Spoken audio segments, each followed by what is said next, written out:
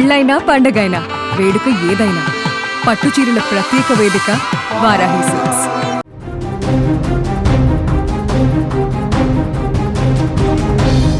ఇరాన్కు Donald Trump deadline fix చేశారు.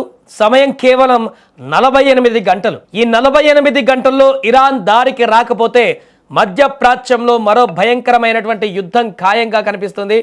అగ్రరాజ్యం America అధ్యక్షుడు డొనాల్డ్ ట్రంప్ ఇచ్చినటువంటి ఈ అల్టిమేటంతో ఇప్పుడు ప్రపంచం మొత్తం కూడా ఉలిక్కి పడుతుంది. ఇంతకీ ట్రంప్ ఇరాన్కు ఎందుకు డెడ్ లైన్ పెట్టారు? ఈ 48 గంటల తర్వాత జరగబోయేటువంటి ఆ మహా విధ్వంసం ఏంటి? ఈ మొత్తం యుద్ధ వాతావరణానికి కేంద్ర బిందువు హర్మోజ్ జలసంధి. ప్రపంచ చమురు రవాణాలో 20% పైగా ఈ మార్గం గుండానే జరుగుతుంది.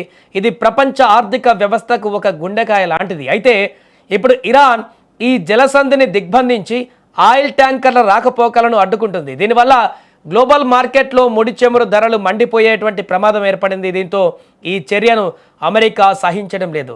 ప్రపంచ నరాలను నొక్కేయాలని చూస్తున్న ఇరాన్ ఆటలు సాగనివ్వబోమని ట్రంప్ డిసైడ్ అయ్యారు.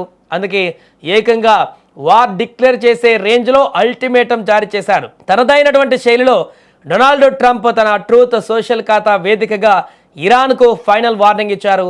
48 గంటలలో హర్మోజ్ జలసంధిని తెరవకపోతే తీవ్ర పరిణామాలు ఎదుర్కోవలసి వస్తుంది అని ఆయన స్పష్టం చేశారు.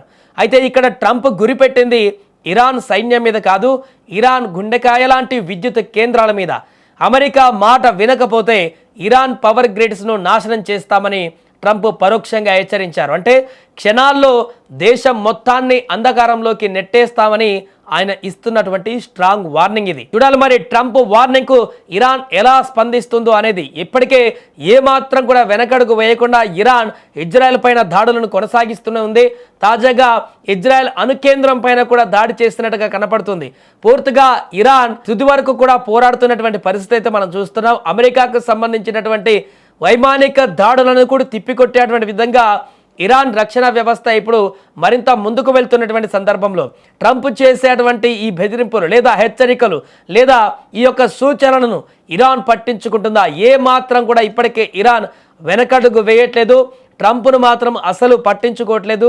పూర్తిగా ఒక అడుగు వెనక్కి వెళ్ళాడు ట్రంప్ అంటూ కూడా ఇరాన్ వాదిస్తున్నటువంటి ఈ తరుణంలో ట్రంప్ వార్నింగ్ని, ఈ 48 అవర్స్ వార్నింగ్ని ఏ విధంగా డీల్ చేస్తుందనేది ఇప్పుడు ఆసక్తికరంగా మారింది.